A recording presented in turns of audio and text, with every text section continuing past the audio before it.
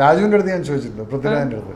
ഞാൻ പറഞ്ഞു, രാജു നീ നീ ഭയങ്കര പ്രശ്നമാണ് എന്നൊക്കെയാണല്ലോ കേട്ടിട്ടുള്ളതെന്ന് വരുന്ന സമയത്ത്.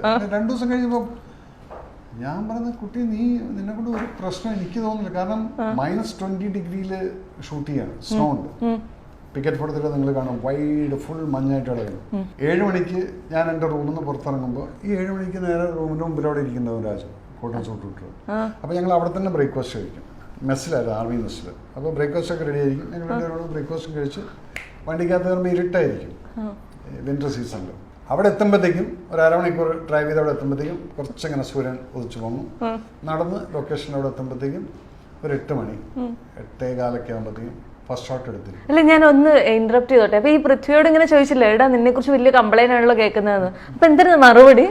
രാജു പറഞ്ഞെന്താ അറിയാം, രാജു പറഞ്ഞൊരു കാര്യമുണ്ട്. ചേട്ടാ, നിങ്ങൾ എൻ്റെ അടുത്ത് 7 മണി എന്ന് പറഞ്ഞിട്ട്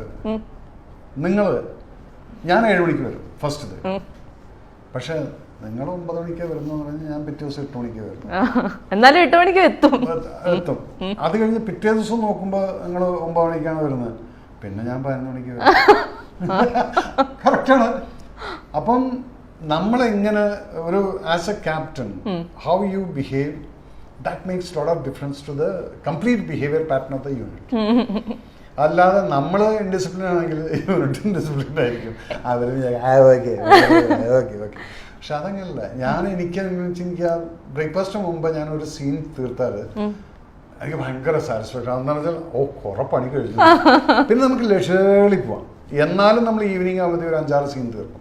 അപ്പം അത് നിങ്ങൾ എന്ത് വേണമെങ്കിലും പറഞ്ഞോളൂ, പക്ഷെ അതൊരു സുഖമുള്ള പരിപാടിയായിട്ടാണ് എനിക്ക് തോന്നുന്നത്.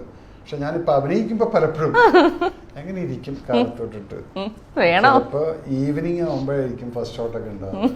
പക്ഷെ എന്ത് ചെയ്യാൻ പറ്റും, നമുക്ക് കാശ് കിട്ടുന്ന അവിടെ ഇരിക്കുക. അപ്പൊ അത് എന്റെ റെസ്പോൺസിബിലിറ്റി അല്ല നിങ്ങൾ എപ്പോൾ ഷൂട്ട് ചെയ്യുന്നു എന്നുള്ളത്.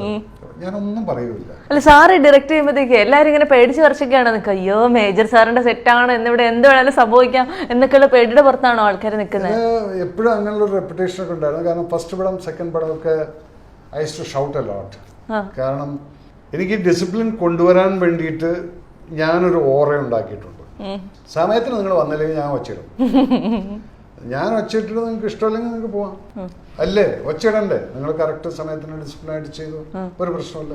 അപ്പൊ എന്റേതായിട്ടുള്ള ചില കൺവെൻഷൻ ഒരുപക്ഷെ പലർക്കും അത് ഇഷ്ടപ്പെട്ടു എന്ന് വരില്ലായിരിക്കും. ചിലപ്പം ആ ആർട്ടിസ്റ്റ് വലുതായിട്ട് വരുന്ന സമയത്ത് ചിലപ്പോൾ ഈ ആർട്ടിസ്റ്റോട് അയാളോട് പടം ചെയ്യേണ്ടത്, അയാൾ വെറുതെ ഒച്ച പടം ഉണ്ടാക്കും. Okay, I don't care for that. ഞാൻ പടം ചെയ്തില്ല എന്ന് വരില്ല. പക്ഷെ ഞാൻ ചെയ്യുന്ന സിനിമയ്ക്കകത്ത് എല്ലാവരും ഹാപ്പി ആയിട്ട് നടക്കണം എന്നുള്ളത് വിശ്വസിക്കുന്ന ഒരാളാണ്.